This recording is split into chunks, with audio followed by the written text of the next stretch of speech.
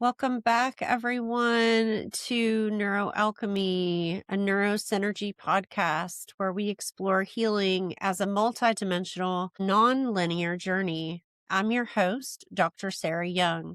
Before we begin, a gentle reminder. Today's episode is educational rather than medical advice. Please move at your own pace and always partner with your healthcare providers for care that is right for you. Here on Neuroalchemy, we start with a simple truth. We define every term as if you're hearing it for the very first time, because clarity creates safety, and safety opens the door for more healing opportunities.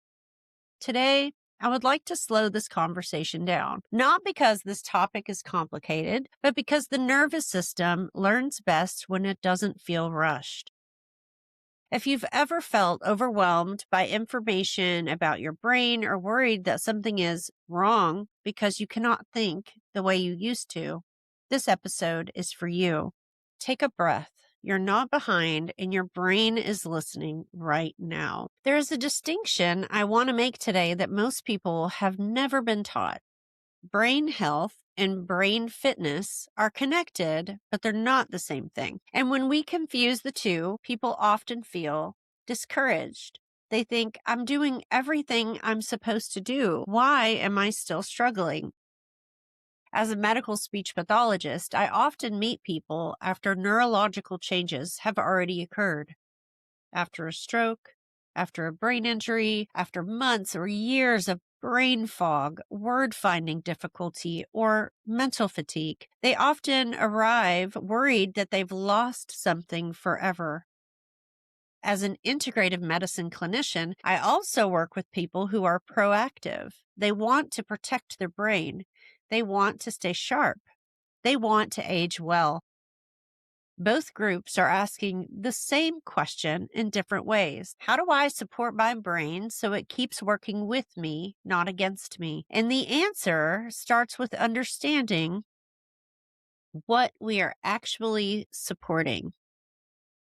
Let's start with brain health. Brain health refers to the physical and biological condition of the brain itself. This includes blood flow, inflammation levels, metabolic health, nutrient availability, vascular integrity, and sleep quality. In real life, brain health shows up in very practical ways. Someone might say, I can still think, but it takes more effort, or my brain feels tired even when I'm motivated, or I know what I want to say, but I can't get to it as easily. Often, these are not skill problems, they're support problems. If blood flow is compromised, the brain works harder. If inflammation is high, signaling slows. And if sleep is disrupted, repair doesn't occur. This is not a character flaw, it's biology. I often ask people to imagine brain health like soil. You can plant beautiful seeds. You can be highly intelligent, creative, motivated, but if the soil is depleted, compacted, or inflamed, growth is limited. Brain health is about creating fertile ground. And the good news is soil can be restored. Now let's talk about brain fitness. Brain fitness refers to how the brain is used, challenged, and engaged. This includes attention, memory, language, planning, processing speed, and sensory integration. Brain fitness is where neuroplasticity lives. The brain changes in response to what we repeatedly ask it to do. This is something I see every day in my clinical work. When people stop using certain pathways, those pathways become less efficient, not gone, just quieter. And when people gently re-engage those pathways, the brain responds.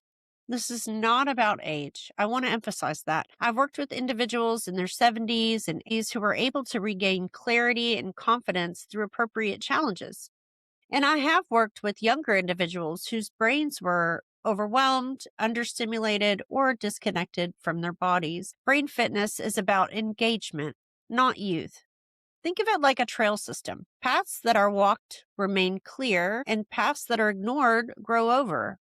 And the brain is remarkably good at reopening paths when invited to do so safely. Your brain is not a static machine. It's a living, adapting system. Neurons that fire together, wire together. Neurons that are not used lose efficiency over time. That is why what you do with your brain matters much more than how much information you consume.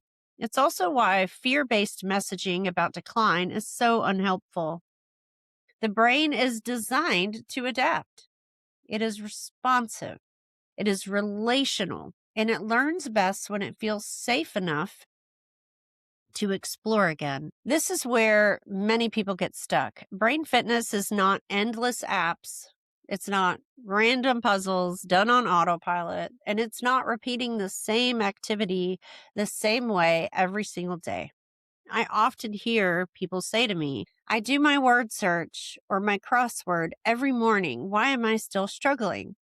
The brain adapts quickly to repetition.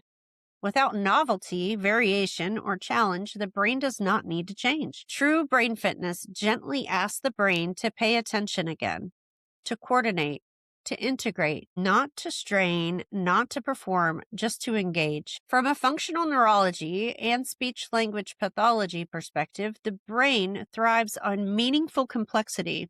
Learning something new activates multiple systems at once. Language integrates memory, emotion, and motor planning.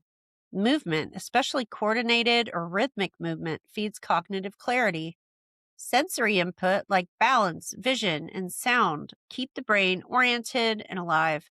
And emotional and social connection give cognition meaning. The brain does not separate thinking from feeling, and neither should we. When people feel disconnected, isolated, or chronically stressed, brain fitness becomes harder. Not because they're incapable, but because the system is protecting itself. Support first, challenge second. Brain health protects the structure.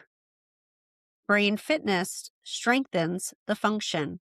And together, they support clarity, adaptability, memory, mood, and confidence. This is how we move away from decline narratives and toward resilience, not by pushing harder, but by supporting smarter. This week's Neuroalchemy Brain Fitness Challenge is intentionally simple. Choose one new challenge for your brain this week. It might be learning a new route to work. It might be trying a hobby you've never done before, reading aloud. It could be learning a new musical instrument you've been interested in. For me, that's been the handpan. It might be learning a new language that not because you want to master it, but just to give your brain new input.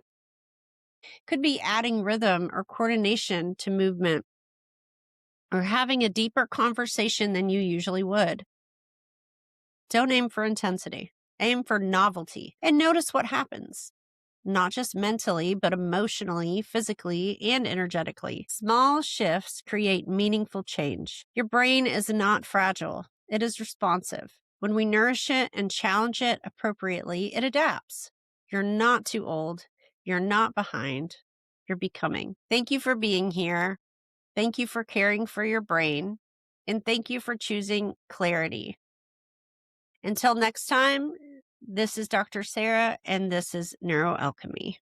Bye for now.